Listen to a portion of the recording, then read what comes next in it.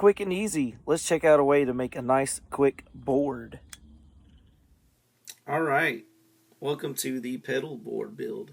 So what you need is the pedal board. So I just got a small one, cheap, off Amazon, something to hold a couple of pedals. What you also need is a power supply. So same thing, cheap, something off Amazon. Same thing.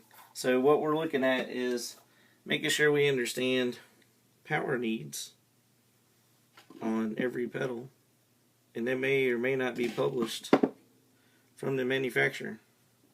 So you'll see that I even have some that have special power needs that also bypassed with the 9-volt clip, and then you have some that have a high rating as well. So what we'll want to do is understand some order of effects. This is general order. It's not necessarily something you have to follow, but usually start with fuzz, then a compressor, some kind of pre-modulation, so like a vibe can go before drives. Then you have things like drives, and then you can have modulation that comes after, and then I got a delay to even show like things that can go in post effect.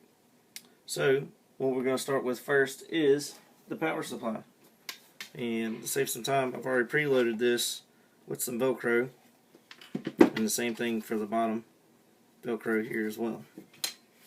And they got these nice little routings that are going right beneath. So what we're looking at is those routings, and you want to make sure you match up your power needs.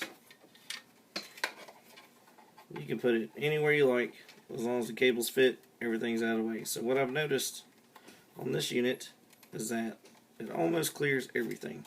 So it looks like I'm going to have to reverse all the adapters.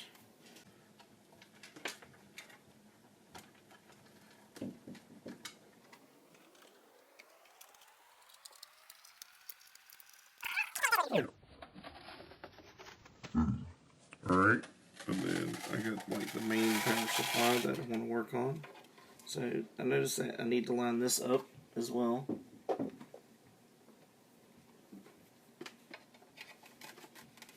And then what I'm using is standard 12-volt adapter that came with it, and it's going to help me hold it in place. Voila, so you got power. Alright, make sure you remember I was telling you about the high voltage. That's actually going to be one side, but since that pedal's so big, we're going to lay that off the board. Alright, you got your power needs. Now what we need to do is all pretty much the layout. So the same layout. The reason why I have it preloaded here the same way is that I just kind of have everything laid out. Got my power already ready to go, and then I'm actually going to plug that in real quick. So, and you kind of want to test all your power after you get the layout done. What I'm going to do, let's try to see if I can get everything to fit on here. Just in a regular way. I don't think it will. What I haven't talked about yet was all the jacks. So you see that I have some things here that have what's called top mount jacks.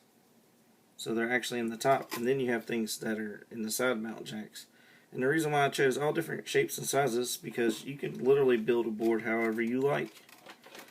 And with all the things that I have some custom pedals, I have some things that I have some friends that built, and then I have what I call production pedals. I even have a vintage pedal, and then I have some things that are maybe not as easy or mini pedal board friendly, but also can work too. And we'll show you how to work things off the board. Alright, and then with what I have going on, let's see what I can do to couple everything. And that's what I want to talk about next, is like cable and cable management. So you can see right now, you got cables and wires going everywhere. We're going to tidy that up. What I like using is these Mogami cables, and these cables are pretty cool. They're all this pancake style, so you see the pancake, and then we'll see how everything fits. And then I actually got a extra long one there to go for the external pedal. Alright, let's start adding jacks to everything.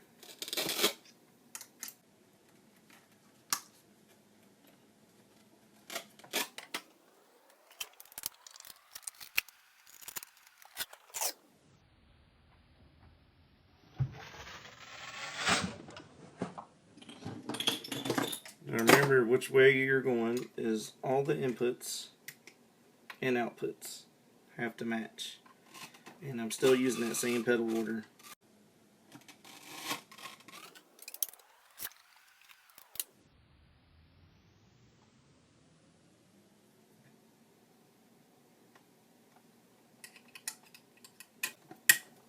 Alright, so the reason why a lot of people like the top mounted jacks, because you can actually do this where you save some pedal board space. Since it's such a tiny board, that's the reason why I'm working this order. But it doesn't have to be perfect. I know a lot of people have OCD about this, but we're going to work these things as needed. And then you see how I'm working all the side jacks.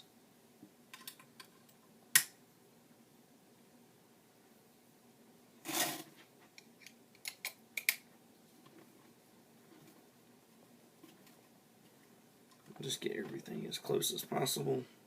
Alright. So it looks like I got the layout down. Now let's go for the power. And then if you don't want to mess up all your knobs, I would suggest finding something like a towel or something that we could use. I'm actually going to use a nice little pillow to flip this upside down and make it a little bit of a creative workspace. Alright.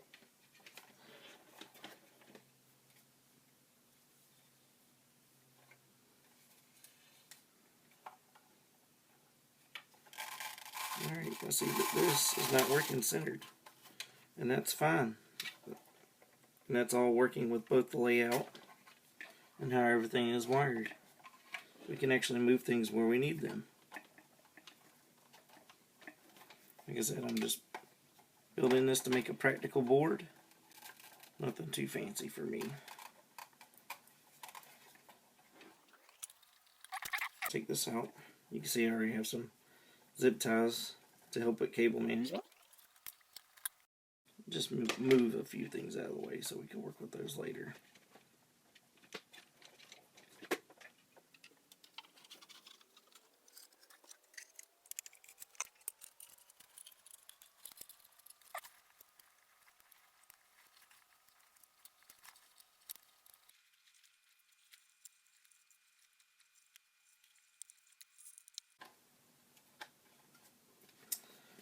Alright, now that I got everything pretty much sorted, we can tidy up here a little bit.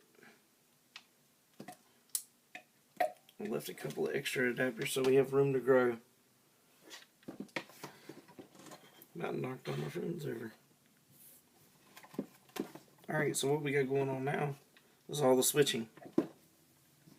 And with testing the power, I'm going to tell you that this one already, this is going to be our outro.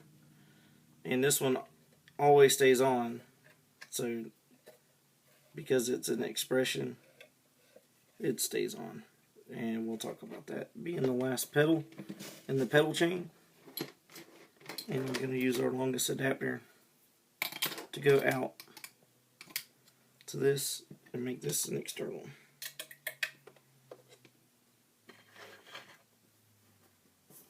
Alright, Kyle, hold on a second, buddy.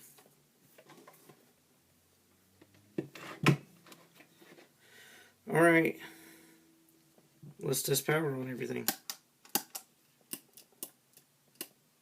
Uh-oh, no power. Did we jacket everything?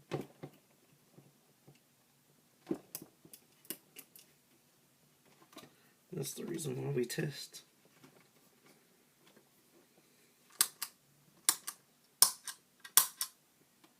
Alright, so what I have going on here is I have two that are not complying. And how do we troubleshoot? Troubleshoot the same way that we put it in order, right? By going back and tracing all the cables. And you can see that all the cable management, you don't want to do that up front. You want to do that dead last. And you see why I fumbled so much with it at the beginning. So we want everything loose. Kind of like baking a cake. You don't want to have the cake first because it doesn't even make sense. Alright, now we're testing all of our outputs from our power supply. I'm going to have an extra adapter because the DoD, I already used a battery terminal.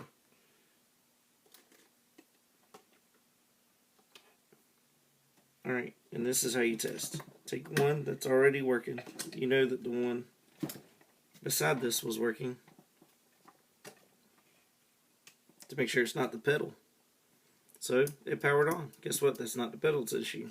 Now you want to test the cable.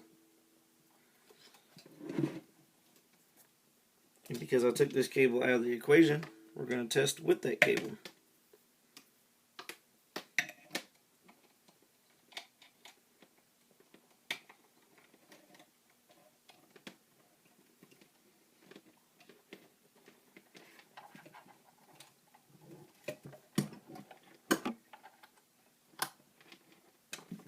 Now, let's see.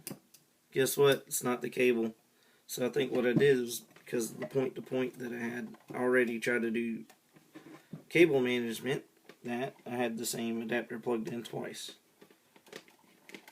Alright, we'll do that management in a little bit. And then my last adapter.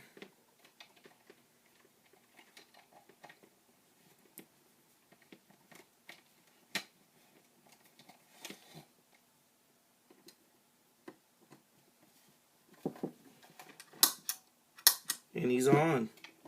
Right. Last part, you see all the cables up top?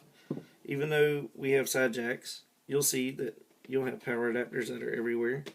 You'll see that there's cable ties everywhere. What I like to use is these, what I call bread ties. Or you can use small velcro ties.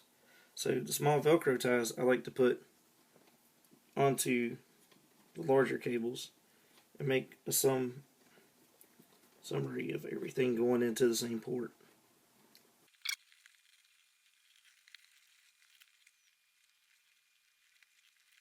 One way to do it. Alright, we're going to bring Mr. Pillow back into the equation. And we're going to get the wrist. What I'd like to do is try to find a midpoint in the cables. And you can see like some of the larger ones will have kind of a hoop. I just like to take that hoop. Don't make it too tight, but make it to where you can grab a bread tie.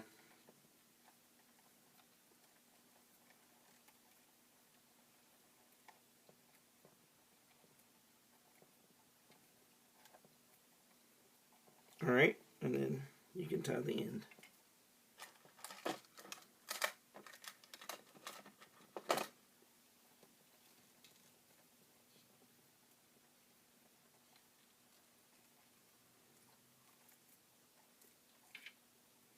And then what we're going to do is actually tuck this away.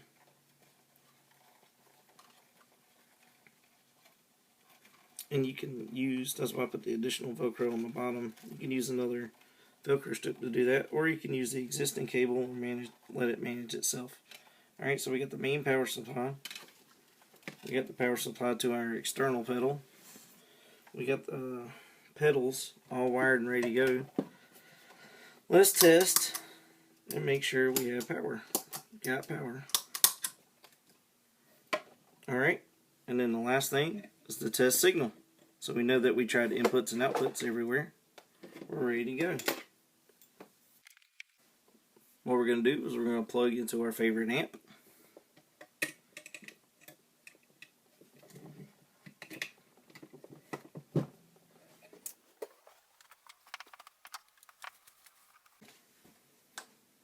And then what we're going to do is plug into our favorite guitar.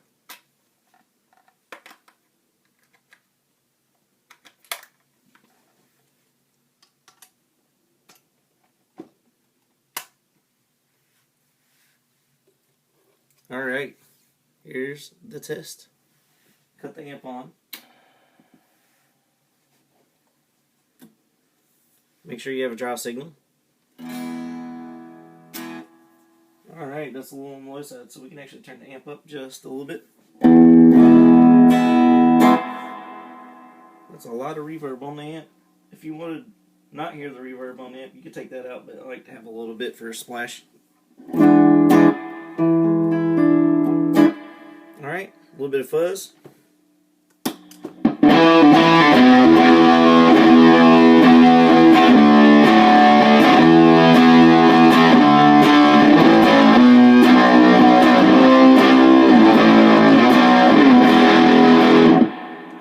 Nice. And because that doesn't really have a whole lot of spank, let's test the compressor.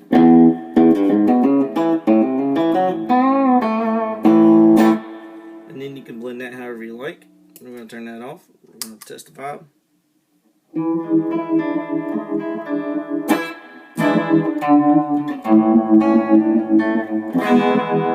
Like I said, I like to try that before the drives. Let's try our drive section.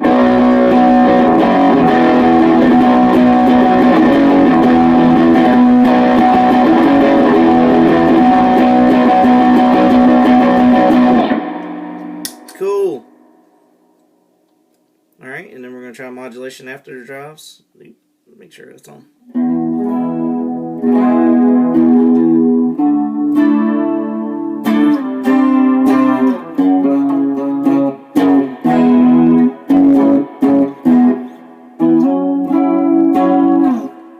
Now it's working. And then we're going to test our last outro.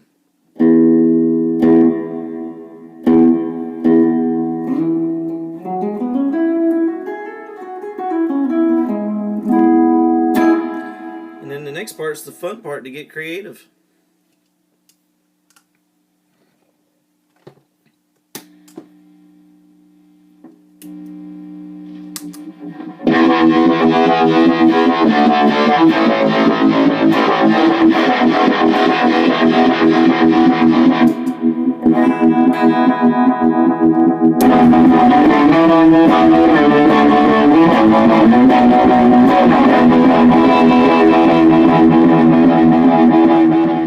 So I hope you guys had fun making a nice and quick and easy board.